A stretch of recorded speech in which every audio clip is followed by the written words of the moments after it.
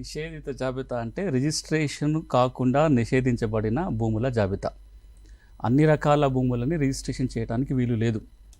మనం ఆస్తుల అమ్మకాలు కొనుగోలు చేసేటప్పుడు, లావాదేవీలు చేసేటప్పుడు దస్తావేజు రిజిస్ట్రేషన్కి సబ్ రిజిస్ట్రార్ కార్యాలయానికి వెళ్తే మనం ఏ ఆస్తి తీసుకెళ్ళినా రిజిస్ట్రేషన్ జరిగిపోతాయి. కానీ కొన్ని రకాల భూముల అమ్మకాలు కొనుగోలు చేయటాన్ని చట్టం నిషేధించింది, అమ్మకూడదు. ఉదాహరణకి ప్రభుత్వ భూమి, అటవీ భూములు, దేవాదాయ శాఖకు సంబంధించిన భూములు, వక్ఫ్ భూములు, ఇట్లాంటి అన్నీ కూడా అమ్మకాలు కొనుగోలుని చట్టమే నిషేధిస్తుంది. అయినా సరే ఆ భూముల రిజిస్ట్రేషన్ జరిగిపోతుంది.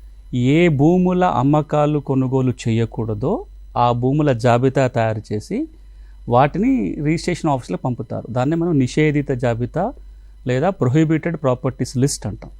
దానికి ఇంకొక పేరు సెక్షన్ 22A కింద తయారవుతుంది కాబట్టి 22A జాబితాను కూడా పాపులర్గా పిలుస్తారు. 22A లిస్ట్ అంటే కూడా ఈ ప్రొహిబిటెడ్ లిస్టే. సో ఈ ప్రొహిబిటెడ్ ప్రాపర్టీస్ లిస్టు మొట్టమొదటిగా మనం తయారు చేయడం మొదలుపెట్టింది 2007 సంవత్సరం నుంచి. 2007 సంవత్సరంలో రిజిస్ట్రేషన్ చట్టంలో మార్పు చేసుకొని ఈ జాబితా తయారు చేసే విధానాన్ని తీసుకొచ్చినాం. 2007 నుంచి తెలంగాణలో, ఆంధ్రప్రదేశ్లో కూడా ఉమ్మడి రాష్ట్రంలో మొదలైంది కాబట్టి 2 రాష్ట్రాల్లో ఇప్పుడు ఆ జాబితా కొనసాగుతుంది. జిల్లా కలెక్టర్ల ద్వారా ఈ నిషేధిత ఆస్తుల జాబితాని సబ్ రిజిస్ట్రార్లకు పంపుతారు. ఈ జాబితాలో ఏ ఆస్తి ఉన్నా, అది వ్యవసాయ భూమి కావచ్చు, ఇంటి స్థలం కావచ్చు, ఇల్లు కావచ్చు, ఏదైనా సరే, ఏదైనా ఒక ఆస్తి కనుక ఈ నిషేధిత జాబితాలో ఉన్నట్లయితే ఇక రిజిస్ట్రేషన్ చెయ్యరు. ఆ ఆస్తిని రిజిస్ట్రేట్ చేయమని మీరు సబ్ రిజిస్ట్రార్ దగ్గరికి పోతే రిజెక్ట్ చేస్తారు. రిజిస్ట్రేషన్ చేయడానికి వీలు పడదు.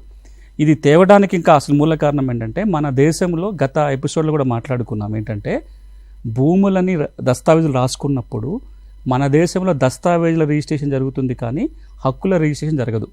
దానికి ఆ లోతులు మళ్ళీ మాట్లాడుకోవచ్చు. ఈ జాబితాకు సంబంధించి ఏంటంటే, సబ్ రిజిస్టర్ అనేవాడికి ఎవరైతే రిజిస్ట్రేషన్ చేస్తున్నారో హక్కులు ఉన్నాయా లేదా అనే అంశాన్ని వెరిఫై చేసి డాక్యుమెంట్ రిజెక్ట్ చేసే పవర్ మొన్నటిదాకా లేదు. ఈ నిషేధిత జాబితా అలాంటి ఒక అధికారాన్ని సబ్ రిజిస్ట్రార్కి ఇస్తుంది. అంటే ఒక ప్రాపర్టీ కనుక ఆ జాబితాలో ఉంటే సబ్ రిజిస్ట్రారు ఆ డాక్యుమెంట్ నేను రిజిస్ట్రేషన్ చెయ్యను అని రిజెక్ట్ చేసే పవర్ ఈ జాబితా ద్వారా వస్తుంది.